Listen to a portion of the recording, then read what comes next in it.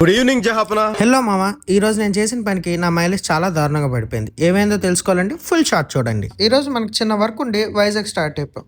Sunlight పడుతున్నప్పుడు ఈ కొండల వ్యూ మాత్రం నాకు అచ్చం విండోస్ వాల్ పేపర్ వ్యూ లాగే అనిపిస్తుంది. అలా అనకాపల్లి రీచ్ అయిపోయాం. ఇక్కడ ఒక ఫ్లైఓవర్ ఉంటుంది మామ. ఈ ఫ్లైఓవర్ లో ఎవరైనా రూట్ మిస్ అవ్వాల్సిందే, కానీ రోడ్డు మాత్రం ఎక్సలెంట్ గా ఉంటుంది మామ. స్మూత్ రోడ్స్ ఉంటే మనం ఆగుతామా?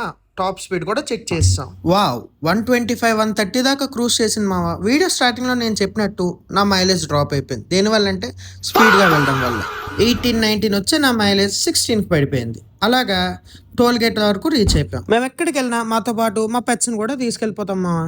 అలాగా కొత్త వలస రీచ్ అయిపోయాం. మా కొత్త వలస వచ్చి నేను ఒక 6 months అవుతుంది. ఈ 6 monthsలో చాలా డ్రాస్టిక్ చేంజెస్ చూశాను.